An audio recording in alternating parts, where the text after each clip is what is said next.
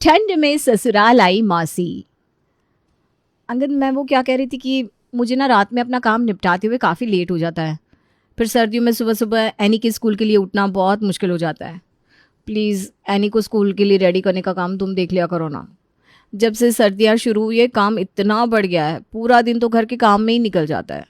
फिर अपना फ्रीलांसिंग का काम करने के लिए मुझे आधी आधी रात तक बैठना पड़ता है। तुम तो ऐसे बात कर रही हो जैसे सर्दियाँ सिर्फ तुम्हारे लिए आई है। मुझे तो यहाँ पर गर्मी लग रही है ना।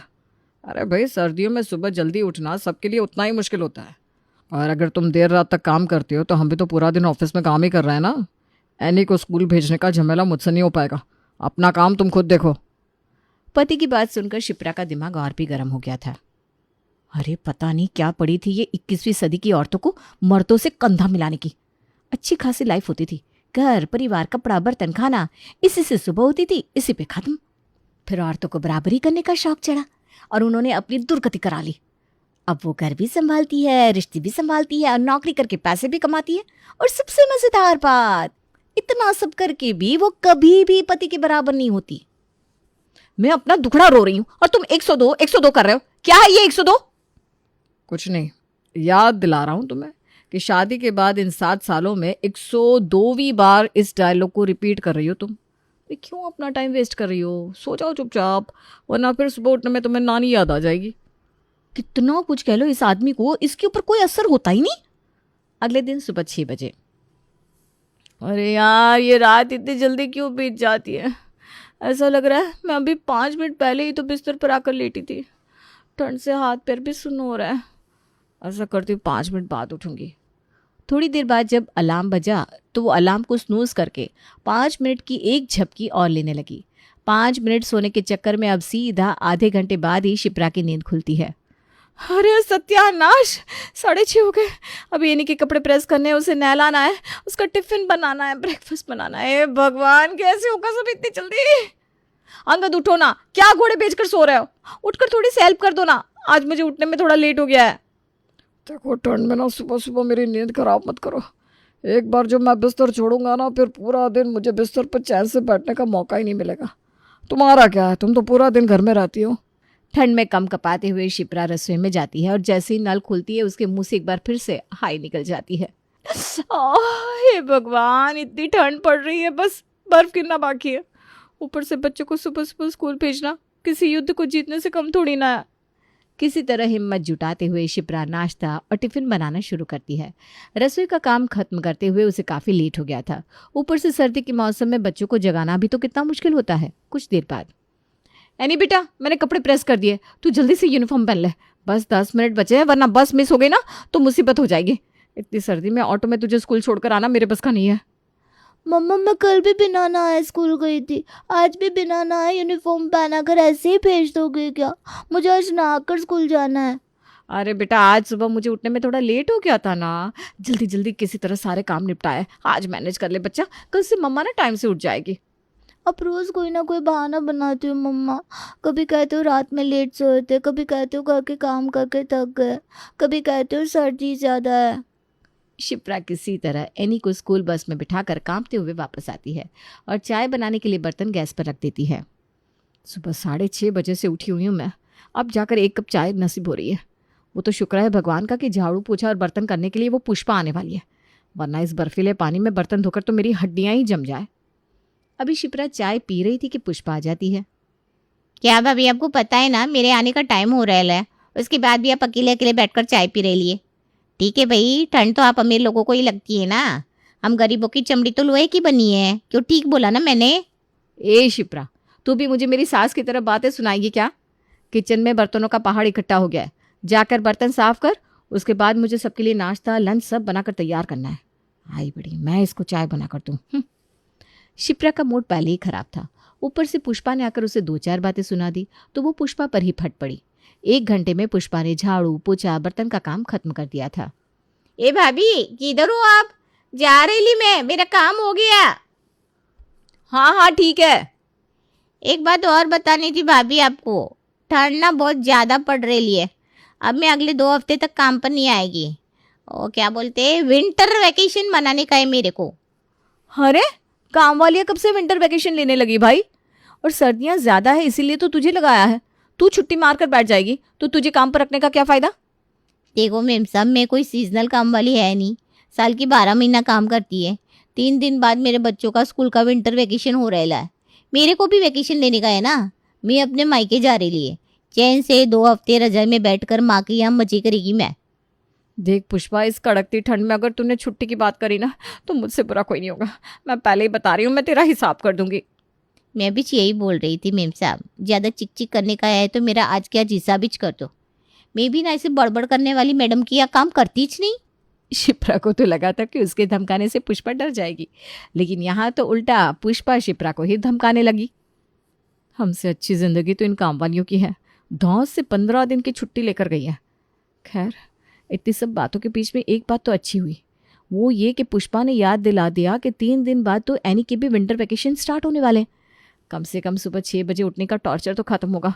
मैं तो आज ही घर में सबको बता दूंगी कि अगले 15 दिन तक खबरदार जो किसी ने मेरे फ़ोन में अलार्म ऑन किया, जिसको सुबह उठकर चाय नाश्ता खाना खाने का शौक हो, खुद बनाए और खाए। मैं तो 9 बजे से पहले बिस्तर से हिलने वाली नहीं हूँ। हाय ज़माने बीत गए, बिस्तर पर 8 घंटे की नींद पूरी किए हुए। विंटर वेकेशन का नाम सुनकर शिप्रा मन ही मन बहुत खुश हो गई थी। एनी के विंटर वेकेशन की खुशी इतनी थी कि उसके सामने वो पुष्पा की 15 दिन की छुट्टी का गम भी भूल गई। आज 1 जनवरी थी, यानी कि एनी की विंटर वेकेशन का पहला दिन। आज सुबह 6 बजे अलार्म ने बहू शिप्रा की नींद खराब नहीं की थी। अब शिप्रा की नींद खराब नहीं हुई थी तो उसने पति अंगद से लड़कर उसकी सुबह खराब नहीं की। शिप्रा अभी मुलायम कंबल की गर्माहट में लेटी हुई नींद में गोते लगा रही थी कि तभी उसे जोर जोर से अपना दरवाजा पीटने की आवाज़ सुनाई देती है। अंगद, टाइम तो बताओ, कितने बज गए? कौन दरवाज़ा पीट रहा है? 7:30 बज रहे हैं शिप्रा, उठकर देखो ना, कोई दरवाज़ा पीट रहा है, ये तो मुझे भी सुनाई दे रहा है। अरे माँ जी, आज स्कूल नहीं है, आपको कल बताया था ना 15 दिन की छुट्टी होगी उसकी। अरे दरवाजा पे खोलेगी या सारी बात अंदर से ही कर लेगी? मैं कहती हूँ खोल दरवाजा। 20 मिनट हो गए तेरा दरवाजा पीटते, ऐसा लग रहा है दोनों भांग खाकर सो गए हो। सास की गुस्से में कड़कती आवाज़ सुनकर शिप्रा आंखें मलते हुए जाकर दरवाज़ा खोलती है। छोटी बच्ची हो जो इतनी देर से दरवाजा पीट रही हो, फिर भी दरवाजा नहीं खोल पा रही हो? कानों में आवाज नहीं आई तो तेल डालकर सोते हो क्या दोनों? माँ जी, मैं पिछले 7 सालों से आपको बता रही हूँ, आधी रात तक काम करना होता है मुझे। सुबह के समय बहुत गहरी नींद आती है। नहीं पता चला आपके दरवाज़ा पीटने की आवाज़। अब आप बताएंगे सुबह 7:30 बजे आप मेरा दरवाज़ा क्यों पीट रही हैं? मैंने बोला था ना, मैं 9 बजे से पहले नहीं उठने वाली हूँ। चाय पीनी होगी ना आपको, 1 कप चाय खुद बनाकर नहीं पी सकती क्या? नालायक, आंखें मलते हुए क्या बड़बड़ करती जा रही है? आंख खोलकर देख तो ले, घर में कोई और भी है। शिप्रा आंखें खोलकर इधर उधर नजर दौड़ाती है तो सामने उसे राजगढ़ वाली मौसी जी खड़ी नजर आती है। मौसी जी यहाँ पर कैसे आ गई? क्या ये बताने के लिए तो आधे घंटे से तेरा दरवाजा पीट रही थी। जी सुबह 6:30 बजे वाली ट्रेन से आई है, अब सर्दियों में यहीं रुकेगी। जी आ गई है तो उठकर उनके लिए चाय नाश्ता बनाओ फटाफट। मौसी जी को सामने खड़ा देख और सासू माँ की बातें सुनने के बाद शिप्रा का तो मानो सर चकराने लगा था। वाह भगवान जी वाह, खूब बदला निकाला आपने मुझसे। पहले उस नौकरानी को 15 दिन की छुट्टियों पर भेज दिया और उससे भी आपका मन नहीं भरा तो मुझ पर जुल्म ढाने के लिए मौसी जी को बुला दिया। अरे मैं भूली नहीं हूँ, पिछली बार जब मौसी जी आई थी ना, नाक में नकेल डाल कर गई थी मेरे। और इनमें कोई सुधार आया भी नहीं होगा 2 साल में, फिर आकर वही हरकतें करेंगी। मेरी तो जिंदगी खराब हो गई, बाय गॉड। शिप्रा भी रसोई में खड़ी बड़बड़ कर रही थी, तभी मौसी जी की आवाज़ उसके कानों में आती है। अरे बहू जरा इधर तो आओ। जी मौसी जी। ये बहू के लक्षण होते हैं क्या? आंखें मलते हुए रसोई में पहुंच गई और लगी चाय बनाने। अरे पहले जाओ नहाकर मंदिर में दीपक बाती करो, उसके बाद आकर रसोई में हाथ लगाना। पता नहीं इसी माँ ने बिना 1 पैसे की अकल नहीं सिखाई बहू को। अरे बहू ये कौन सा तरीका हुआ? सुबह के 7:30 बज रहे हैं और तुम्हारी सास को दरवाज़ा पीट कर तुम्हें उठाना पड़ रहा है। बहू वो होती है जो सुबह मुर्गे की बांग से पहले जग जाए, पूरे घर को शुद्ध करके नहा धोकर दिया बाती करके 6 बजे तक रसोई में आकर खड़ी हो जाए। बिल्कुल सही कहा मौसी जी आपने, लेकिन आप ये बताना तो भूल ही गई, बहू ये सब करेगी तो सोएगी कब? क्योंकि मेरी रात तो 2 बजे होती है ना मौसी जी। 2 बजे सो के 4 बजे उठना पॉसिबल नहीं है मेरे लिए। देख लिया सीमा, इसीलिए कहते हैं बहू की शुरू से लगाम कस के रखो, वरना ऐसे ही हाथ से बाहर हो जाती है। देखो कैसे लप्पर लप्पर जबान चला रही है। दिन भर घर में ही रहती हो ना, समय से काम निपटाओ और दिन में सोकर नींद पूरी कर लो, कौन पूछने वाला है। अगले दिन सुबह 5 बजे। अरे बहू, अब तो 5 बज गए, अब तो उठ जाओ भाई। कब तुम उठोगी, कब नहा धोकर हमें चाय पिलाओगी, हमें तो समझ में नहीं आता। मौसी जी की चिल्लाने की आवाज़ सुनकर शिप्रा हड़बड़ाकर उठ बैठती है और जाकर कंपकपाती ठंड में घर के काम करने लगती है। मौसी जी ठीक कहती है, जल्दी जल्दी घर के काम निपटा लेती हूँ, फिर दोपहर में थोड़ी देर रजाई में लेट लूँगी। इतनी ठंड है बाबा, मेरे तो हाथ पैर काम ही नहीं कर रहे। कितनी बार माँ जी से कहा है कि किचन में गीज़र लगवा दो, लेकिन किसी को पड़ी नहीं मेरी। इस बर्फ जैसे पानी में काम करते करते मेरी तो उंगलियां भी सुन हो गई है बिल्कुल। शिप्रा ने अभी नाश्ता और घर का काम निपटाया ही था कि उसे मौसी जी की आवाज़ सुनाई देती है। अरे शिप्रा, भाई सर्दियों में साग गाजर का हलवा वगैरह बनाती हो क्या तुम, या फिर रोज रोज सब्जी बनाकर रख देती हो? ये लो बाजार से साग लेकर आई हूँ, इसे साफ करके धोकर बारीक कूट कर कुकर में चढ़ा दो। आज साग से मक्के की रोटियां खाएंगे। अरे ये मौसी जी को इतनी तड़पती सर्दियों में ही आना था क्या? जब से आई है मेरा बैंड बजा कर रखा है इन्होंने। दोपहर में लेट लेना तो ऐसे कहती है जैसे दोपहर में बड़ी फुर्सत मिलने वाली है मुझे। अब इस साग को साफ करने में घंटों लग जाएंगे। मेरे तो नसीब में नहीं है कि मैं 2 घड़ी चैन से सो सकूं। 4 दिन बीत गए थे। इन 4 दिनों में मौसी जी ने शिप्रा की रातों के साथ दिन की नींद भी उड़ाकर रख दी थी। पूरा दिन वो कुछ न कुछ काम बताती रहती और जैसे वो देखती कि शिप्रा का काम खत्म हो गया है तो उसे चाय बनाने के लिए बोल देती। ये सही है, खुद तो मौसी जी हर समय हीटर के सामने बैठकर पूरा दिन रजाई में भी हाई ठंड करती रहती है और मुझे ऐसे समझ रही है जैसे कि मैं सीमेंट से बनी हुई हूँ।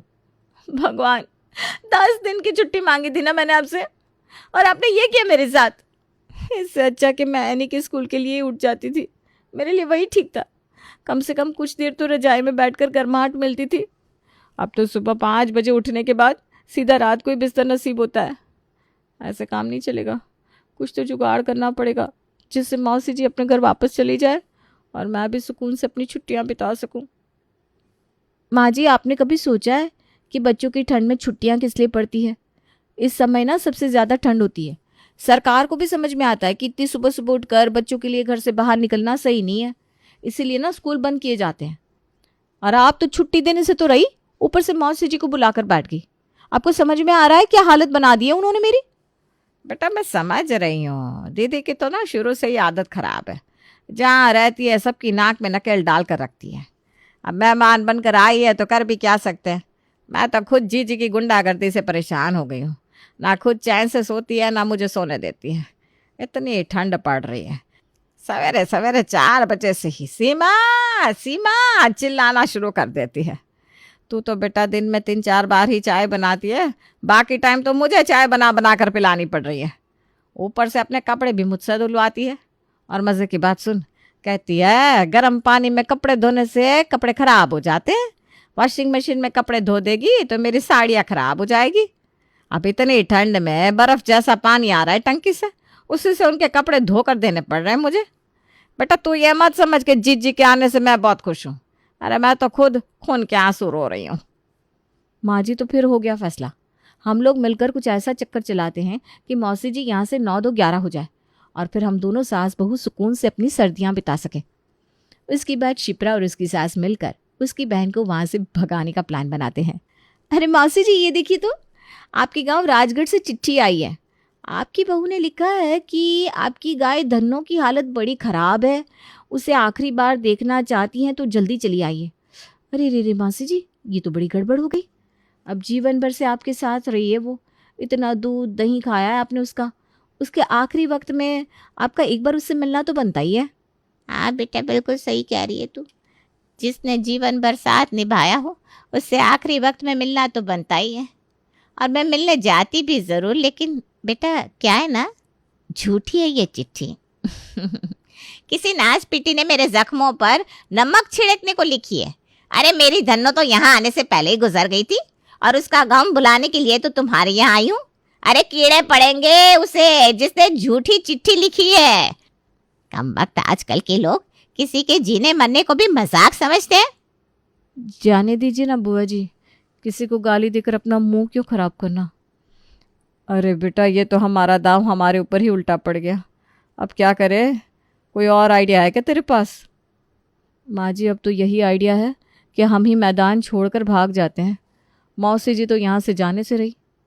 अगले दिन बहू शिप्रा बहाने से अपने मायके के लिए निकल जाती है। अरे सीमा, ये कैसी सब्जी बनाई है तूने? हाय रे, इतनी मिर्ची डालकर सब्जी कौन बनाता है? अब क्या बताऊं जीजी, मेरा तो अब खाने में हाथ ही नहीं चलता। जब से बहू आई है ना, वही घर संभालती है। जब तक बहू नहीं आ जाती ना, तब तक तो आपको मेरे हाथ का ऐसा ही खाना खाना पड़ेगा। सीमा जानबूझकर कभी सब्जी में मिस्टेक कर देती, तो कभी चाय में चीनी ज़्यादा, कभी दाल में पानी भर देती, और रोटी बनाती तो इतनी सख्त कि मौसी जी की लाख कोशिशों के बाद भी वो खा ना पाती। 2 दिन बाद, सीमा, तू तो किसी काम की ना रही बहन। तेरे हाथ का ये जहरीला खाना मुझसे और ना खाया जाएगा। मैं जा रही हूँ अपने गाँव। मौसी जी अपने गांव के लिए निकल गई थी। मौसी जी के जाने के बाद, अरे बहू, बहुत बड़ी खुशखबरी है, तू जल्दी से वापस आ जा। तेरी मौसी को भगा दिया मैंने। हाँ रही हूँ मम्मी जी, शाम तक आ जाऊंगी। वैसे भी परसों से बच्चों के स्कूल खुल रहे हैं ना, तो वापस तो मुझे आना ही था। मौसी जी चली ज़रूर गई, लेकिन हमारी तो पूरी सर्दियों की छुट्टियां खा गई, इसलिए उनके जाने से वैसे भी कोई फ़ायदा नहीं होने वाला।